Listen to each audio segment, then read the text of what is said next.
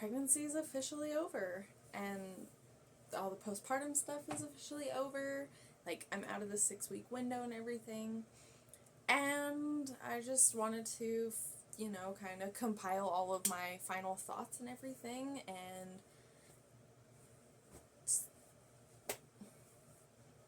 end a series, I guess.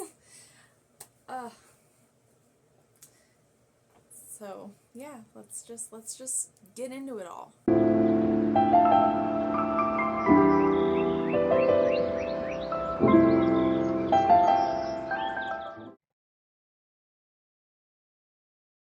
So yeah, symptoms left immediately as soon as I was done with pregnancy and stuff. I mean, I didn't feel sick right after. I ate breakfast immediately the next morning and stuff. Like, everything was great. Like, I felt fantastic, absolutely amazing and wonderful. So it's nice. And as of now, I'm still eating on like a slightly weird schedule, but that's just because I got so used to it. And honestly, I don't mind the habit. It kind of works itself out, right? So there's definitely that. But yeah, all symptoms are gone, and that's great. Yes, if you watched the 4th trimester video, there was some complications. I had a slight infection in my uterus, and antibiotics worked and everything was okay, so that is also not an issue anymore. It's weird.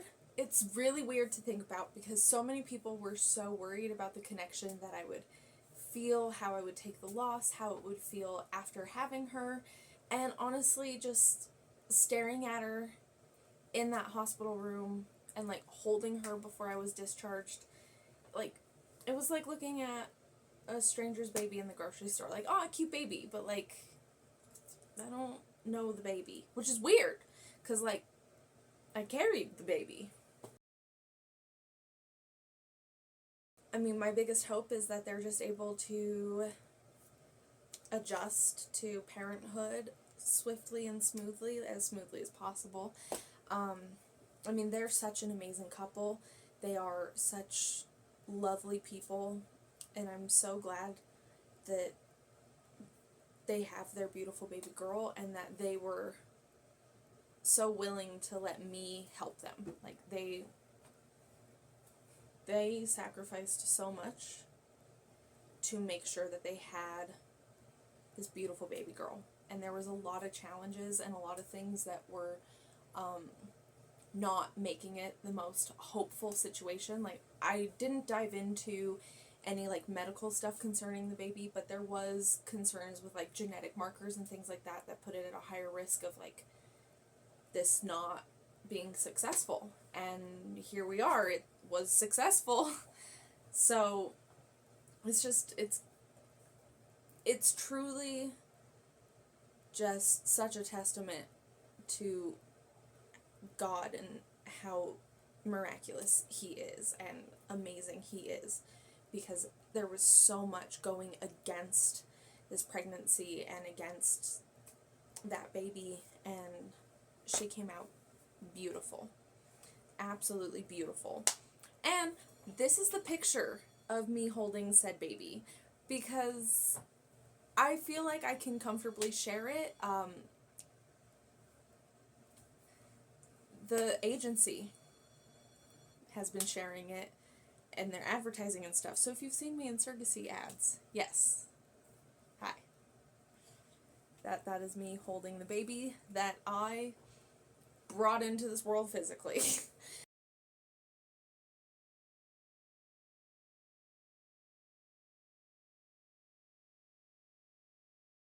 I have 2 favorite moments during my hospital stay. The first one was seeing the parents hold their daughter for the first time. And I think that was my favorite because for me, it didn't feel like I created a baby. It felt like I created parents. Like, she is 100% their baby. I feel like I created their new role as parents. and they were just so in love. They were so happy. I wish I could show those pictures, but I can't. I did print them out, and they are in a photo album, and I'm going to keep them forever. They're just so happy. I showed everybody at church the pictures, of course, and it almost brought everybody to tears seeing specifically the mother looking at her daughter, and like, ugh, so beautiful. Such a beautiful moment, and I'm so thankful that I got to see that. And I think the second favorite thing of it all is that when I was being discharged and I was saying goodbye to them, and held the baby for the photo, the mom was like, if you're ever in our country, like, all of that contact information you have will still be the same, and like, I would love to show you around and see you again if you're ever over there. And I was like, I mean, I probably won't be. I didn't say it out loud, but I was like, I probably won't be. Like, that's a really expensive trip, but like, thank you. I did say the thank you out loud. I was like, thank you so much. That is so sweet. Like, they're so sweet. I was like, what a sweet moment, right? Not only would I like to do this again, I already told the agency, you know what? As soon as I'm in the clear and good to go and we waited a long enough time for you to wait, pull all my medical records back out, put me on the list, introduce me to more couples. I absolutely 100% want to do this again. And I know all of my trimester videos, it's like, I'm sick, I don't feel good, everything sucks, but like, it really boiled down to, I still loved this adventure. I still loved this journey. And what really solidified me wanting to do it again was seeing them meet their baby. And just like all of that joy and all of that love and everything that they worked so hard for, seeing all of that on their faces, I was able to give them such an important gift in their lives. And I would like to do that again. I would like to help out another couple. I don't think I would ever do it again after the second time. That's just because I eventually want more of my own children, and I don't want to go through pregnancy too many times, right? Like, there's a limit on how many times I would like to go through pregnancy. But I would love to do this again. I would love to help out another couple. I plan to do this again and help out another couple.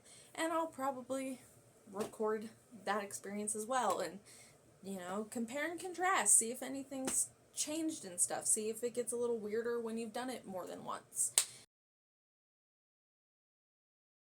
Honestly, if you've been thinking about surrogacy and you meet the criteria, I say go for it.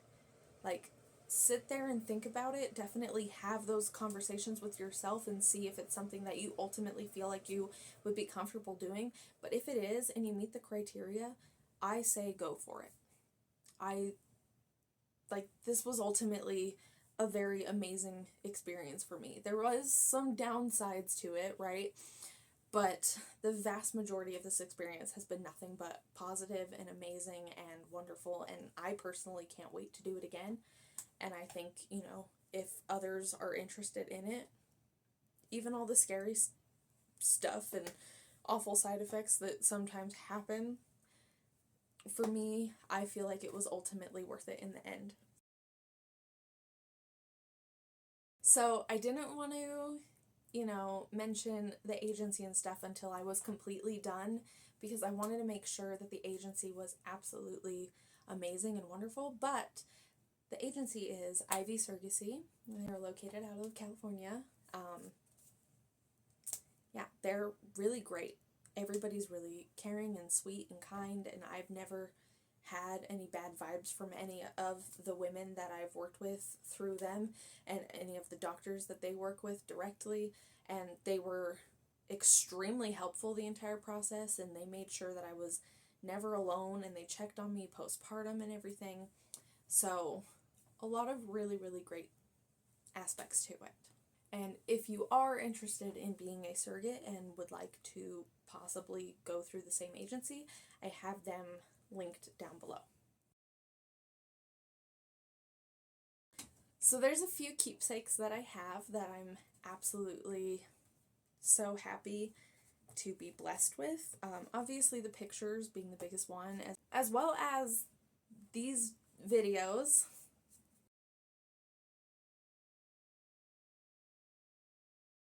Right. Happy birthday. Sorry, Adam. 9/27. There we go. And we have a girl. Congratulations. Sorry about us. Blue bulb.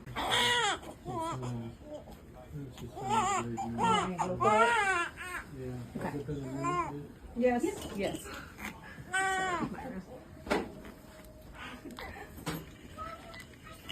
Yeah. You're welcome for that. But I also got this card in the mail a couple days ago from my OB clinic.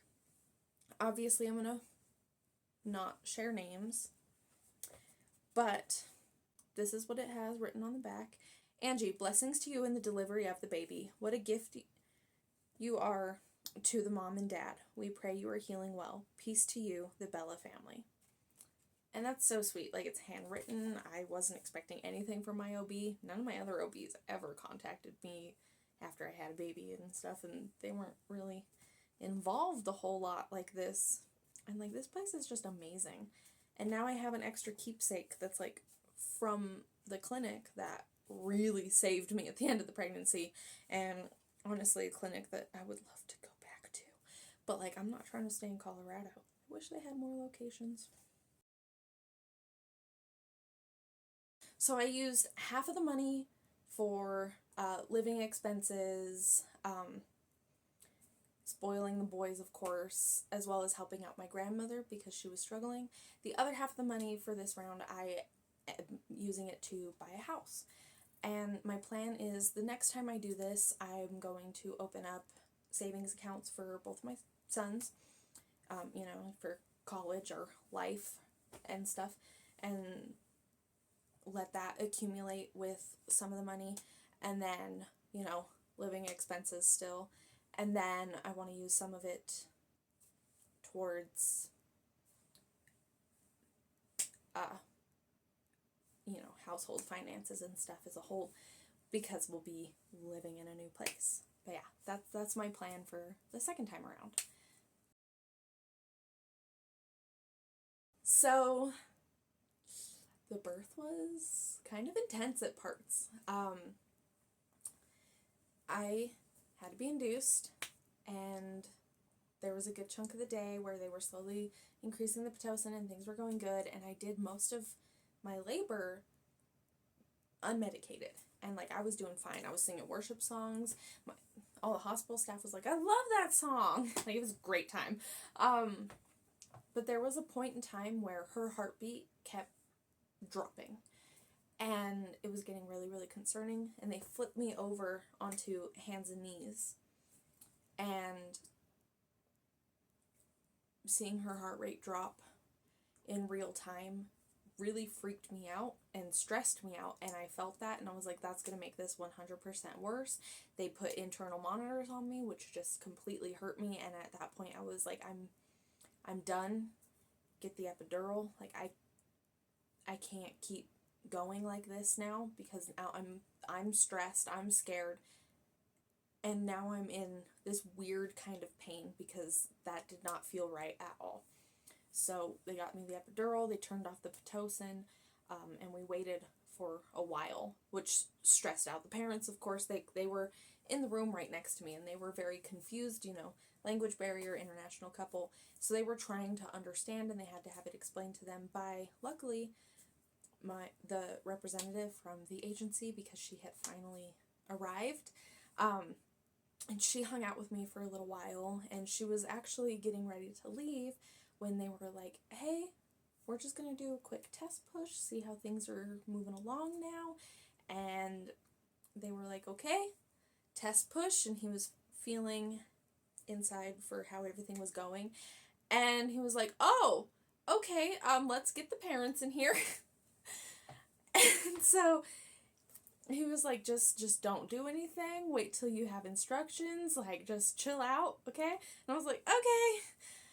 And so I'm waiting and chilling and relaxing, and they're getting everything ready. They're bringing the parents in. They're helping the mom get into a robe and stuff so that way she could do skin to skin with her daughter right away. And they were like, okay, you ready to do this? And I was like, absolutely. And he guided me through my pushes, and in total, with that test push, it took 2 more pushes, and she was out. If there's one thing I know about my body, it is that I am a very good pusher. Elias took 8 minutes, Levi took 6 minutes, she took 3 pushes, which I'm pretty sure wasn't even a minute long. So, you know, not to toot my own horn or anything, but like that's pretty impressive, I think. I felt pretty good about that. And then everybody left, and my mom took the boys home, and I went right to bed. And that was great. Because, good gravy, I was tired. From, like, 1 o'clock in the morning to 9. By the time I got into the room and was allowed to sleep, midnight. It was a long day. It's a long day of being awake. But it was worth it, and it was awesome, and I know for next time that if I go to a good hospital, I don't have to be stressed out about a spinal headache from an epidural, because the anesthesiologist, he was awesome. He was told about my history from me and my nurses, and he was like, this is what I'm going to do, it's going to be slightly different, and we're just going to, you know, avoid that headache risk since it happened once before. And there was a point where, like, you know, it felt great, everything felt fine, and then all of a sudden, I started feeling all the pain again, and I was like, that came out of nowhere. And then so they brought the anesthesiologist back in, and he was like, let's just see if, like, we need to increase, you know, the medication and stuff. And he increased it, and he was like, okay, tell me how this feels and stuff. And he's putting, like, the wet alcohol pad on me, and he was like, does it feel cold and wet? How does it feel on your feet? And I was like, on one foot, I could feel that it was wet, but I couldn't really tell that it was cold. And then on the other foot, I could tell that it was cold and wet. And he was like, okay, so we have to redo it. And I was like, no, it took you 3 tries to get it in the last time. Now I have to get it in a 4th time? No. It only took 5 minutes to get it replaced, though, so that's nice. And then I just did it. So I was just chilling. And when the parents first came in, the mom was so nervous. She was like shaking, or she kept doing this with her hands and stuff. Like, she was so nervous, and I felt so bad. I just wanted to hug her, but I couldn't, because you're not allowed to stand up when you have an epidural. So I wasn't allowed to, but I would have liked to, because I was very sad that she felt so nervous. But yeah, I think that's everything. I think that covers everything. I don't know if there's anything I'm forgetting about. I don't know. If there is, I guess I'll just make another video. Like, if there's other questions or things that you were hoping I was going to answer in this video, I guess just let me know down below. Otherwise, I have to go do homeschool, because we switched it to the afternoons now that it's winter time. Yeah. Okay,